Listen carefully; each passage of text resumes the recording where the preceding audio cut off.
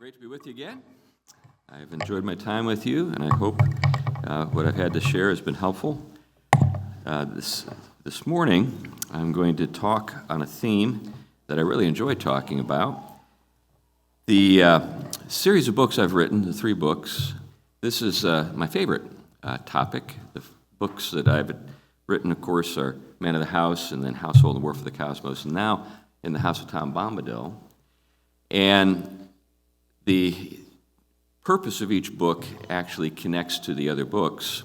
So with Household and War for the Cosmos, it's a big picture book intended to give you a sense of the theological framework within which to think about your household and how it connects to the big picture in terms of God's work. Are we not so good, or? Okay. Gotcha. All right. So there's that book. Man of the House is really a handbook. It's intended to be a very practical guide to getting started. Obviously, with men in mind, I generally write for men. I've been pleased to know that many women enjoy the books too, so that's great. But I've had men in mind with each of the books.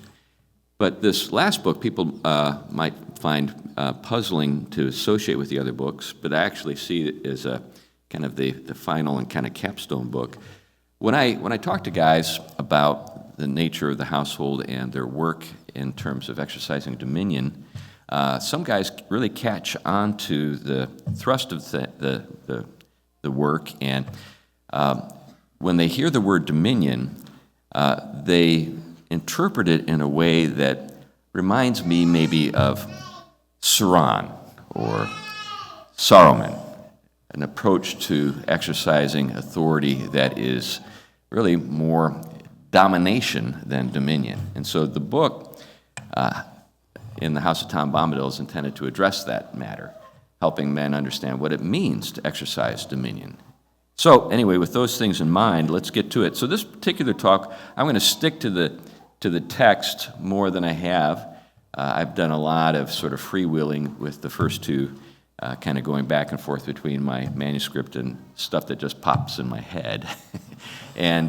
But I'm going to have to stick to the manuscript pretty closely because there are long stretches where I'm going to be quoting from The Lord of the Rings.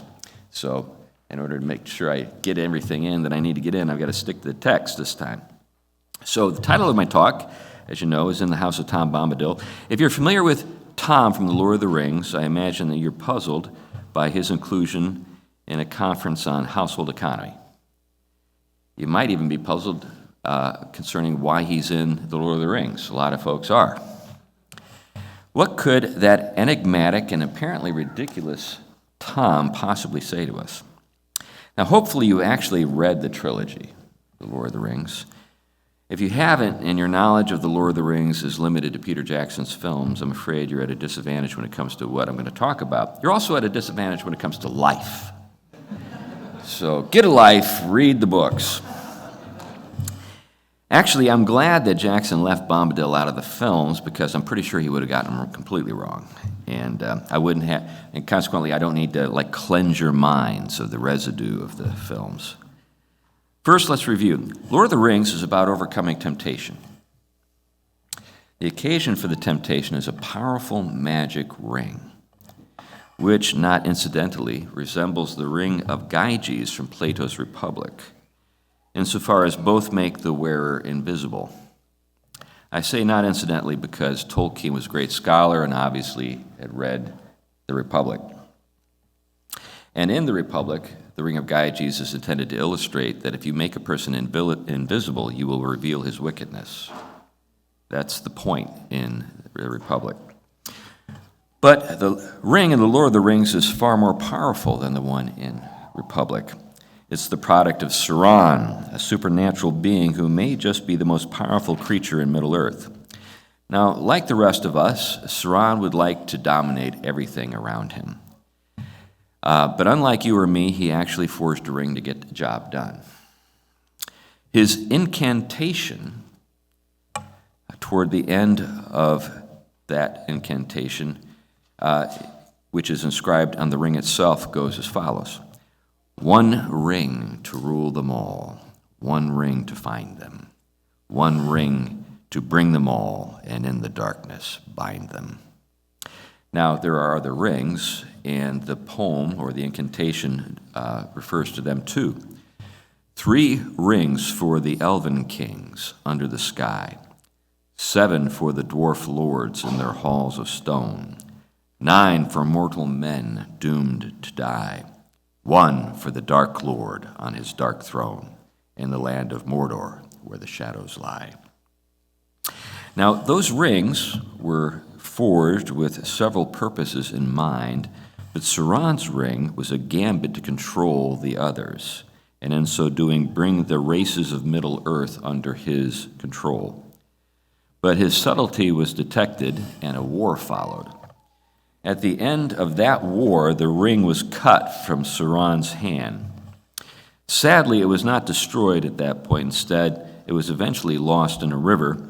Then, oddly, even providentially, and we're told providentially in the story, after thousands of years, it finds its way into the hands of a small creature with very little interest in dominating anyone, a hobbit named Frodo. Frodo is advised by a wizard named Gandalf to take his faithful servant Samwise and go to Elrond Half-Elven, the greatest lore master in Middle-earth, in order to determine what is to be done with the ring. Unfortunately, Gandalf is prevented from accompanying them, but 2 other hobbits join Frodo and Sam, and the 4 of them set out. But from the start, they are pursued by the agents of Sauron, the Ringwraiths, right? The Riders, the Black Riders, who, by the way, are those 9 mortal men doomed to die. They have been captured by Sauron and made his slaves. To escape pursuit, the hobbits enter a mysterious and very ancient forest, fittingly called the Old Forest. Now, what happens then is reminiscent of the saying, out of the frying pan and into the fire. Because in the Old Forest, they come under the spell of a malevolent and very powerful willow tree. I've always liked willow trees, but ever since I learned about Old Man Willow, I've had kind of a creepy feeling about him. But anyway, the name of this tree is Old Man Willow. The tree dominates the forest in a manner that resembles Sauron, and before long, 2 hobbits find themselves trapped inside the tree, and a third is nearly drowned by it.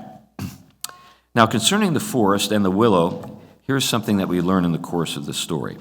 Quote, "The hearts of trees and their thoughts are often dark and strange, and filled with the hatred of things that go free upon the earth, gnawing, biting, breaking, hacking, burning, destroyers and usurpers. It was not called the Old Forest without reason, for it was indeed ancient, a survivor of vast forgotten woods. And in it there lived yet, aging no quicker than the hills, the fathers of trees, remembering when they were lords. The countless years had filled them with pride and rooted wisdom and with malice. But none was more dangerous than the great willow. His heart was rotten, but his strength was green, and he was cunning, and master of winds, and his song and thought ran through the woods on both sides of the river. His gray, thirsty spirit drew power out of the earth and spread like fine root threads in the ground, and invisible twig fingers in the air, till it had under its dominion nearly all the trees of the forest. Fortunately for the hobbits, someone even more powerful than the old willow came along in the nick of time. His name, if you haven't already guessed, is Tom Bombadil. We learn Tom's name because the fellow can't stop singing about himself. He comes traipsing by this, and as he comes traipsing by, this is what the hobbits hear.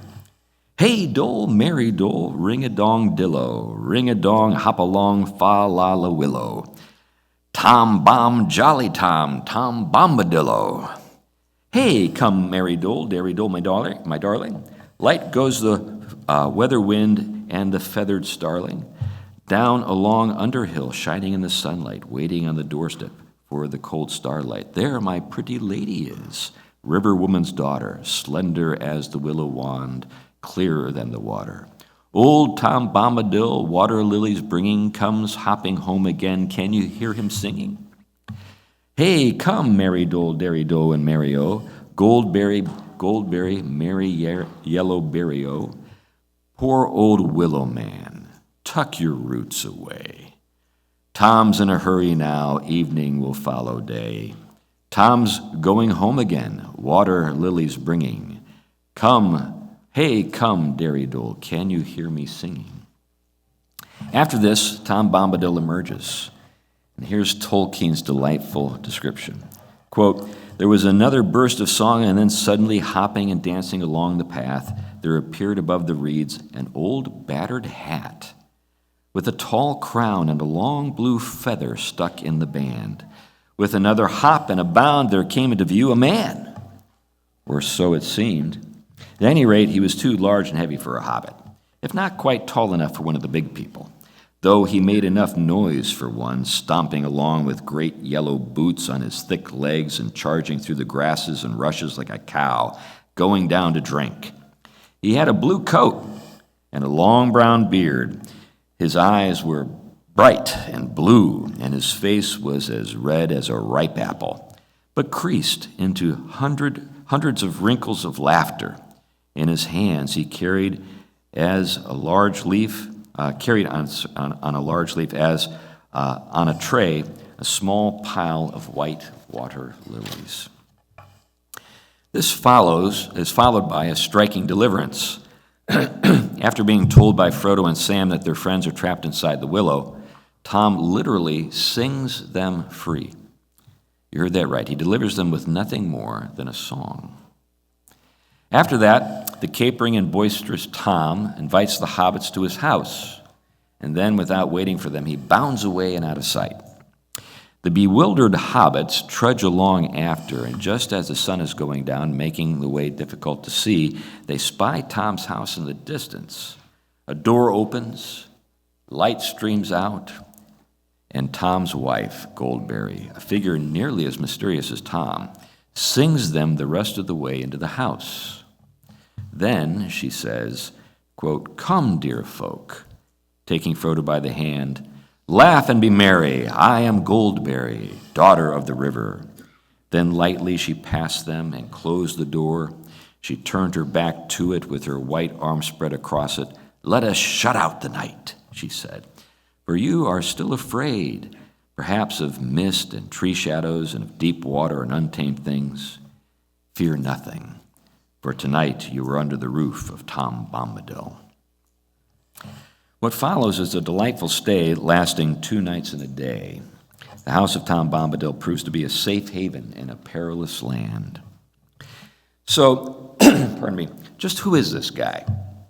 Who is Tom Bombadil?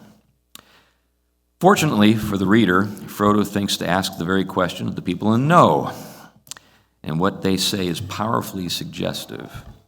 Here's Frodo's question to Goldberry and her reply. Fair lady, said Frodo, tell me if my asking seems not foolish. Who is Tom Bombadil? He is, said Goldberry, staying her swift movements and smiling. Frodo looked at her questioningly. He is as you have seen him, she said in answer to his look.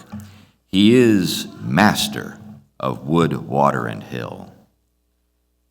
Then all this strange land belongs to him? No, indeed, she answered, and her smile faded. That would indeed be a burden. She added in a low voice, as if to herself, the trees and the grasses and all things growing or living in the land belong each to themselves. Tom is the master. No one has ever caught old Tom walking in the forest, wading in the water, leaping on the hilltops under light and shadow. He has no fear. Tom is master. A door opened, and in came Tom Bombadil. He now had no hat, and his thick brown hair was crowned with autumn leaves. So Tom is master. And as a sign, if you will, Tom appears with his forest crown. But Frodo wants to know more. So the next day, after Tom has regaled the hobbits with many remarkable stories, Frodo asks Tom directly, who are you, master? Here's his reply. Hey, what? said Tom, sitting up, and his eyes glinting in the gloom. "Don't you know my name yet? That's the only answer. Tell me, who are you? Alone yourself and nameless, but you are young, and I am old. Eldest is what I am. Mark my words, my friends. Tom was here before the river and the trees. Tom remembers the first raindrop and the first acorn." So Tom is the old master. Tom doesn't look like a master, he looks more like a jester. Goldberry says he's never been caught, and Tom says the same, and somehow that's relevant. In search of an explanation, my mind ran to virtue, particularly to the virtue of self-control, the mastery of oneself, but Tom doesn't strike me as someone who is exercising self-control. There's no evidence even of a struggle. Instead, what I see is amusement, a sort of playfulness, the sort of playfulness you see when a father wrestles with his toddlers, feigned effort and lots of laughing.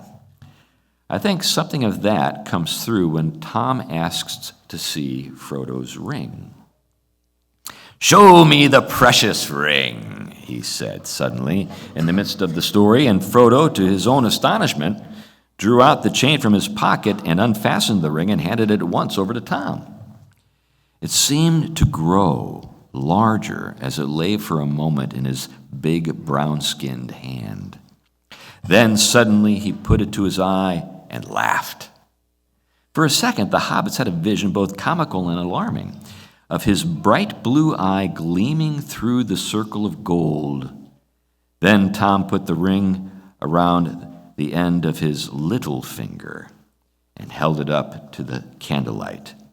For a moment, the hobbits noticed nothing strange about this. Then they gasped. There was no sign of Tom disappearing.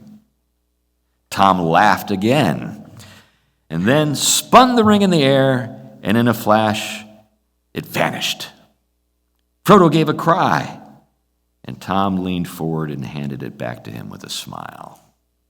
What have we here? Tom makes light of something Frodo will eventually find too heavy to bear. And Tom doesn't disappear. Instead, he makes the ring disappear.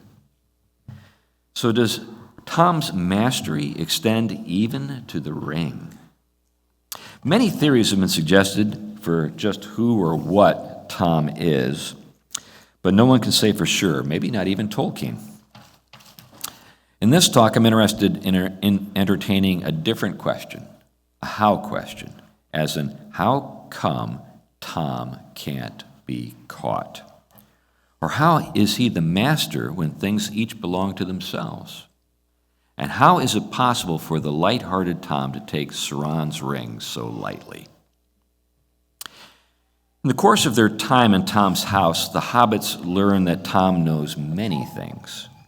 Quote, "He told them many remarkable tales, sometimes half as if speaking to himself, sometimes looking at them suddenly with a bright blue eye under his deep brows. Often his voice would turn to song, and he would get out of his chair and dance about. He told them tales of bees and flowers, the ways of trees and the strange creatures of the forest, about evil things and good things, things friendly and things unfriendly, cruel things and kind things, and secrets hidden under brambles. He even knew the hobbits better than he'd let on. Quote, he appeared to know much about them and all their families, and indeed know much of all the history and doings of the Shire, down from the days hardly remembered among the hobbits themselves." Lore, L-O-R-E, is an old-fashioned word for knowledge.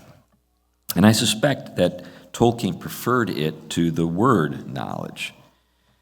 Its root, the etymology of the word lore, means furrow or track. This seems to imply that lore is something to follow, something that takes you somewhere, something to obey. On the face of it, knowledge of this kind looks like servitude, but paradoxically, it's the truth that sets you free. By contrast, for modern people, knowledge is power. Knowledge of this sort is believed to be amoral and free of moral encumbrances. But freeing knowledge from morality, is actually a kind of trap. Allow me to illustrate with another character in the story. In The Lord of the Rings, there is someone who seeks knowledge of that kind. His name is Saruman. He's a wizard like Gandalf, but he's also a traitor, as Gandalf shows when he recalls a conversation with him.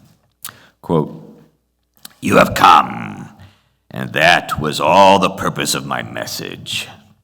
And here you will stay, Gandalf the Grey, and rest from your journeys, for I am Saruman the Wise, Saruman the Ringmaker, Saruman of many colors. I looked then and saw that his robes, which had seemed white, were not so, but were woven of all colors, and if he moved, they shimmered and changed hues, so that the eye was bewildered. I liked white better," I said. This is Gandalf speaking. "White," he sneered, "it serves as a beginning. White cloth may be dyed, the white page may be overwritten, and the white light can be broken." "In which case it is no longer white," said I. "And he that breaks a thing to find out what it is has left the path of wisdom." "You need not speak to me as to one of the fools that you take for friends," said he. "I have not brought you hither to be instructed by you, but to give you a choice." He drew himself up then and began to declaim, as if he were making a speech long rehearsed. "The elder days are gone. The middle days are passing. The younger days are beginning. The time of the elves is over, but our time is at hand, the world of men which we must rule. But we must have power. Power to order things as we will, for that good which only the wise can see. And listen, Gandalf, my old friend and helper," he said, coming near and speaking now in a softer voice. "I said we, for it may be, if you join with me." When Gandalf refused the offer Saruman made, Saruman changes his tune. "I did not expect you to show wisdom even in your own behalf, but I gave you a chance of aiding me willingly, and so saving yourself much trouble and pain. The third choice is to stay here until the end." "Until what end?" "Until you reveal to me where the one may be found." So Saruman breaks things to know them, and that includes people. Knowledge is power indeed. By the way, I'm pretty sure that Tolkien had Newton and his experiments with light and prisms in mind when he wrote that scene, which was a pretty famous event in the history of science. Now, by contrast, Bombadil used his lure to free the hobbits and to stay free himself. What did Bombadil know that Saruman did not? What Gandalf points out: the path or the furrow of wisdom. The wisdom of Bombadil is something I'd like to reflect on now. Now, Bombadil's power doesn't come from good intentions. Its source is deeper than that. It arises from what he remembers. Now, how do I know? Well, I can't say for certain. It's just my educated guess, my hypothesis. But I believe that there's evidence for my thesis, and it was the singing that clued me in. Bombadil's silly, nonsense singing, or so it seemed. Tolkien was a very fussy writer. I don't know if you've ever done much work in reading about him and his life, but he was a very exacting writer who spent a great deal of time crafting what he was writing about. So consequently, when there's an aside in something that Tolkien says, it's not just a filler. There's a purpose. So we should pay attention when we read things like this. Quote, "Suddenly out of a long string of nonsense words, or so they seemed, or so they seemed, a voice rose up loud and clear and burst into song." So It seems as though Bombadil is saying nonsense, but there's something more to it. There's something to the songs. He saved the hobbits with one. And by the way, he saves them again later on at the Barrow-wights' tomb. That barrow where the white. I won't give it away. You have to read the books. Anyway, but this got me thinking: where else do we see singing in Tolkien? Lots of places. But what's the first place? Well, you have to go to the Silmarillion, which is Tolkien's posthumously published legendarium that informed The Lord of the Rings. And there, in that book, and it's a fairly challenging read. It's not like The Hobbit or The Lord of the Rings. It's written in a much higher tone. We're given the story of creation. And there we learn that music played a key role in the creation of the world. Middle-earth is actually sung into being. Raw power isn't the basis of its order. Instead, the basis of its order and of being itself is harmony. If you're not familiar with the Silmarillion, here's how the music is described in the first chapter. In the beginning, there was Eru, the One, who in Arda is called Iluvatar.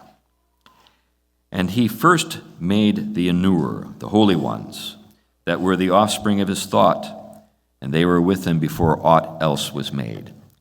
And he spoke to them, propounding to them themes of music, and they sang before him, and he was glad. But for a long while they sang only each alone, or but a few together, while the rest listened. For each comprehended only that part of the mind of Iluvatar from which he had come. And in understanding of their brethren, they grew but slowly. Yet, ever as they listened, they came to a deeper understanding and increased in harmony and unison. What follows is a grand chorus.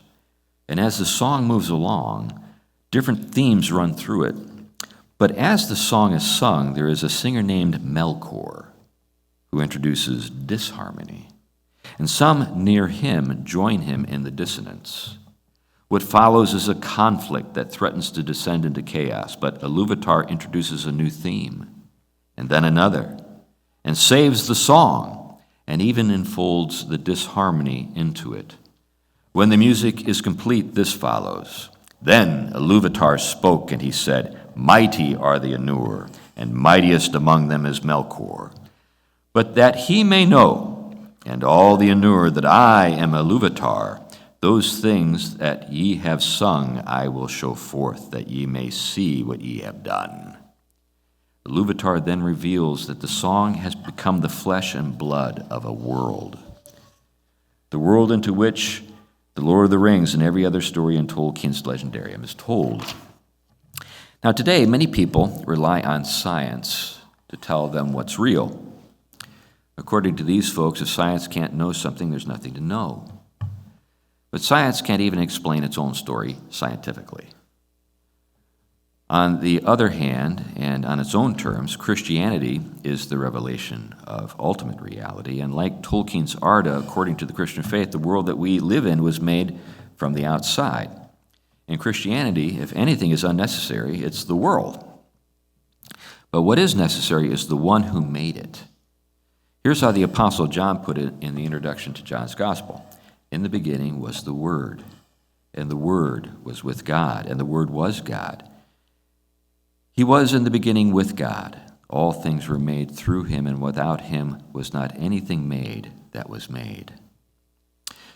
So, as with Christianity, in the Silmarillion, there is a fall into dissonance. Since our world has that in common with Tolkien's fictional world, perhaps Tolkien was saying something about the path of wisdom in our world by using Tom Bombadil. Tom is master. Another way to put this is he exercises dominion in his domain.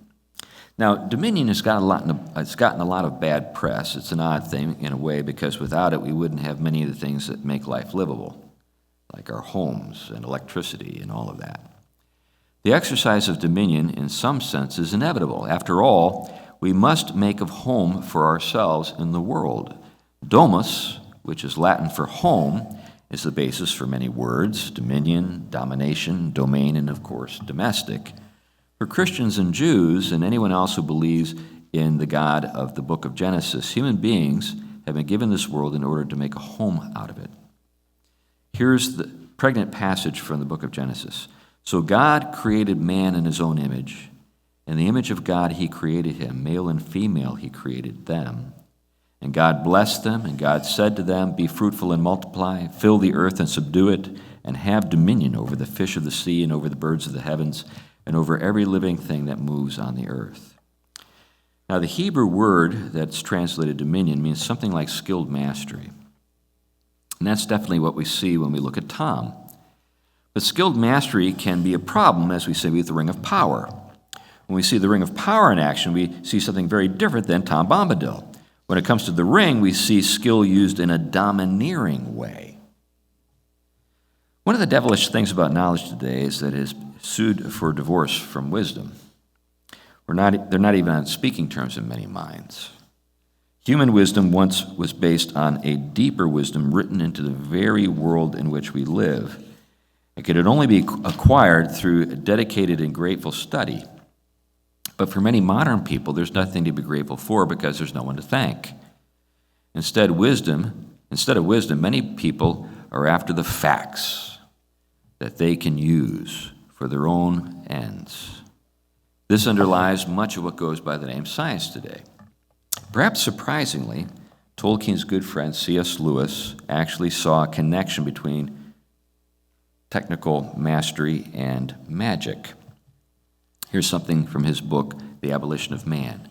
Quote, "There is something which unites magic and applied science, while separating both from the wisdom of earlier ages.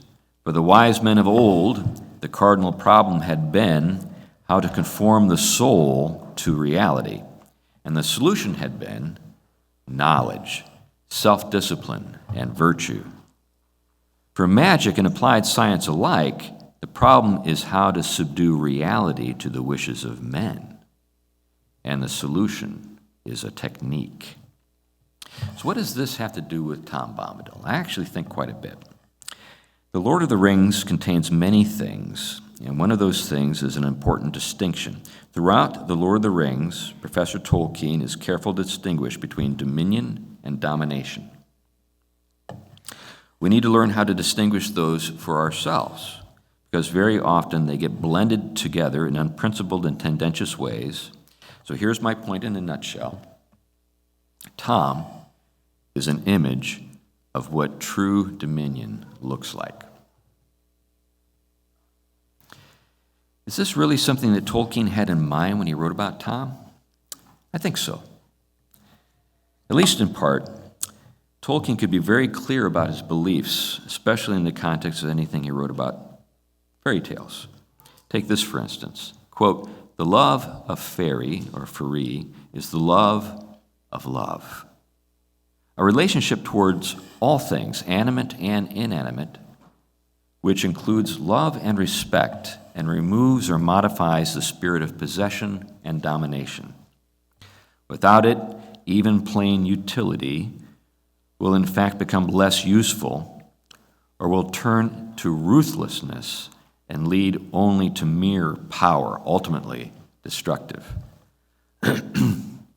In the modern world, the quest for knowledge is premised on the belief that the natural world is nothing more than a vast machine. Since it is merely a machine, learning how it works entails disassembly, breaking things down to their constituent parts. Unfortunately for the things themselves, this is something of a downgrade from the ways that they were once understood. Everything from trees to river to people, nothing is exempt. Now, because they are just things, they can be reassembled in novel ways. Think of Frankenstein's monster here. And I think this is all implicit in Saruman's attitude and behavior. He's a magician in the sense that Lewis so aptly described. In contrast, Gandalf spoke up for the older way of knowing, a way of knowing things without breaking them. In the old way of knowing, things are more than the sum of their parts. If that phrase, more than the sum of their parts, sounds familiar, it's because it actually relates to this matter. There are, in the modern world, it's been believed that if we could just break things down to their simplest parts, then we'll understand them. But there are certain things you can't know that way, like a human being. You can have a relationship with a human being. If you take the person apart, you do what? Kill them. That's called killing people. So you can't disassemble a human being and study them, put them back together in that way. You can only have a relationship with them. So anyway, hopefully you can see that there's wisdom in this way of knowing. After all, you are more than the sum of your parts. You are not a machine. You are a human being with a name and an identity and a will of your own. You have a human nature, something that can only be disassembled at the price of your life and your humanity. If you see the world the way Saruman does, you come to resemble a machine yourself. That's the way things work. Whatever we think is the final truth of things, that's what we conform to. The Lord of the Rings, pardon me, in The Lord of the Rings, we're told that Saruman, quote, has a mind of metals and wheels, and he did not care for growing things except as far as they could serve him for the moment. That's Treebeard, by the way, who said that. Now, let's contrast this with Tom. Saruman set a trap for Gandalf, but Tom set the hobbits free from a trap. What this demonstrates is that Tom isn't just that Tom is good and Saruman isn't, but how two different understandings of knowledge work themselves out in different ways of life. One catches things to control them. The other frees them in order to commune with them. So Tom freed the hobbits, invited them to his house, fed them, told them stories, and enjoyed their company. And they enjoyed his. Things belong to themselves. Yet there is a master. Now, does that strike you as odd? Think about it this way. Tom's mastery is limited. He doesn't own things. He doesn't break them. Instead, he knows them in a very different way. Tom tells the hobbits that, eldest, that's what I am. When you're old, you should know more than young folks. Since Tom is the oldest of all, he should know the most. With these things in mind, a question occurred to me. Is Tom old enough to remember the Song of the Anur? Is he that old? If so, perhaps he knows the songs that gave the created world their natures, the things in the created world. Now, we're told in Genesis that the animals were brought to Adam so that he could name them. Genesis 2:19. But how did he go about it? Did he just make up names arbitrarily? Did he say, I like the sound of that, let's call it a giraffe? Or was there something more to it? Did he base the names on something? If the latter, and by the way, there's evidence that he did. If you see what he does when he's introduced to his wife, he names her twice, and he gives reasons for the naming. Bone of my bone, woman. Eve, mother of all the living. The names mean things. So, names can express the nature of the things named. With this in mind, it was once believed that recovering Adamic language might help restore dominion that was lost when Adam and Eve were expelled to paradise. This was actually something that in the early Renaissance was like the Holy Grail that linguists were working toward. One hypothesis was that Hebrew might be Adamic in nature. After all, the Old Testament was written in it.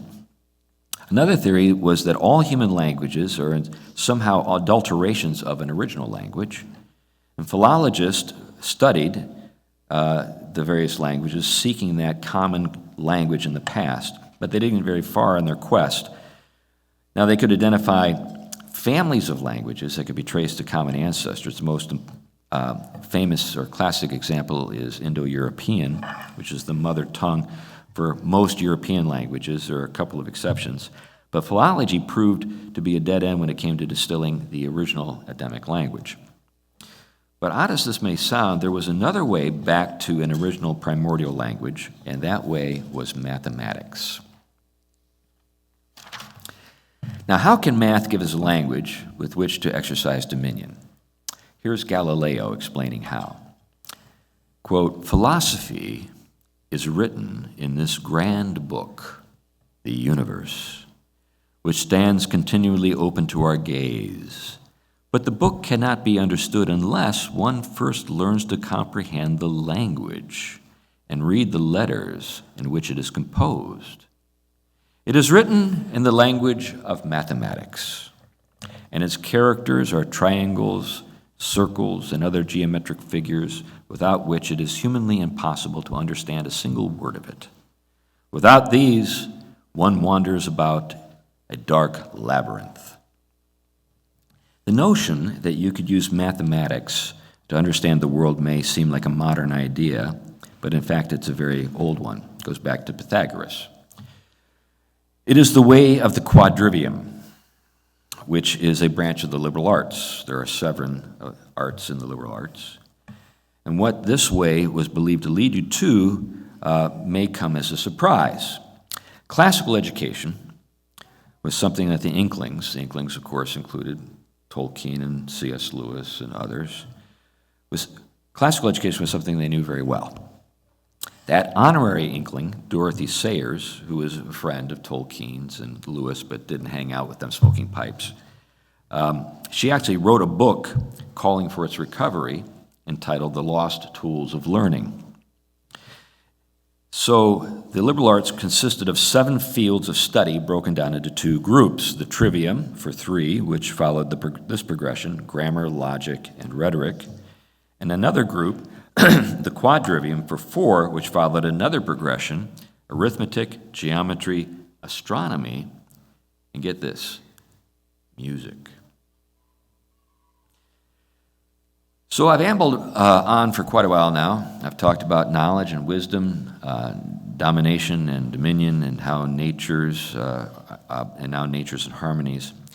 I need to arrive at the point, so let's see if I can do that with an example drawn from Tom and Goldberry's household. There's a beautiful harmony that we can sense in Tom's house. We see it in the mundane routines of Tom and Goldberry. Even when Tom's not singing, his words have a lyrical quality. If you look at the sentences, there's a kind of meter to them. And Goldberry's movements as she lights candles or tends tables are as graceful as a dance.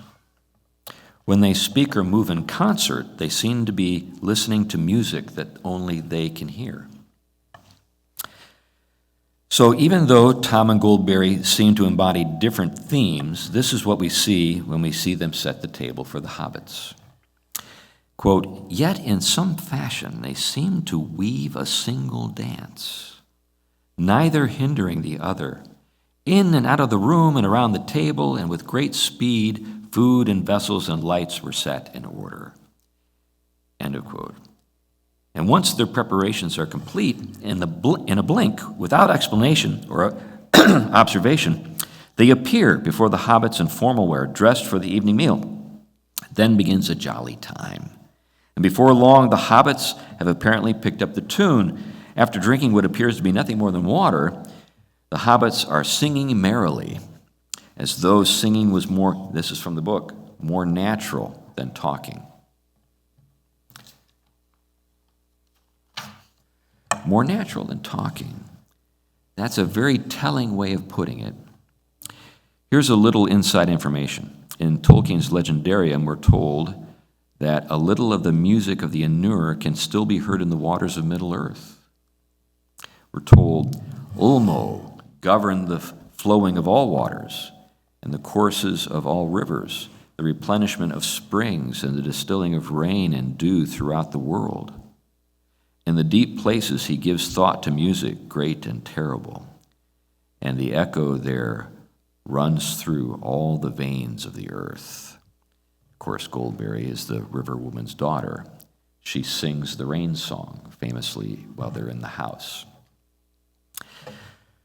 Nature's living in harmony is something that many of our ancestors would have recognized on sight, but it requires a little explanation today. Tom and Goldberry's dance around the table, setting dishes and lighting candles, says something. Their movements are set within a world made with creative intention or intent. They are participating in something grand, something larger than themselves. If the world that we live in is also a work of art, why can't we hear music ringing in our ears the way Tom and Goldberry seem to? Could it have something to do with how we now perceive things? Are we even listening? Do we want to? We live in a tone-deaf time, and we behave as though there's no natural order to harmonize with. Instead, like Saruman, we think that the world should just do what we tell it to do. Naturally, if that's all there is to it, then freedom is nothing more than doing what you want to do. And laws and customs can be boiled down to some people bossing other people around, which, by the way, is pretty much the way the humanities function today in higher education. You'll be indoctrinated into that way of looking at things at most schools. Suspicion is that this is all there is, and this runs now so deep that even marriage as a happy harmony of a man and wife has been lost. It's been deconstructed in the interest of liberation. And what we see in Tom and Goldberry is more the exception than the rule today. But if Tolkien is saying something true about our world with his imaginary world, then the music is still playing in our world. And what we need in our time is our hearing restored. When it came to Old Man Willow, the way Tom delivered the hobbits was by calling the tree back to its true nature. Do you remember that in the episode with Old Man Willow? Tom says to the tree, "Eat earth, dig deep, drink water, go to sleep." Bombadil is talking. And the tree went to sleep. Tom knew what things were made for. In other words, trees weren't made to eat hobbits. That was like unnatural, not a good thing. In philosophy, there are two causes that are referred to as formal and final causes. They describe what things are and what they're destined for, what their purposes are. And just like Saruman, many people don't like this because it means that those things are not subject to their control, but to the control of the Creator who made them. With this in mind, I think we can say that Bombadil's power doesn't come from breaking and remaking. It comes from agreeing. He knew the tune. It's the power of amen. Or if you're sophisticated, amen. Which means, so let it be. I agree. And this could be true for us. God has given us a nature, a human nature. We have been made in His image, but He's also given us natures in two keys, male and female. And when we know those keys, we can make beautiful music together, exercising dominion and making a home for ourselves in a world that we've been given. So learn the tune and play your part. Let the world stand back and wonder as you sing harmoniously in your homes.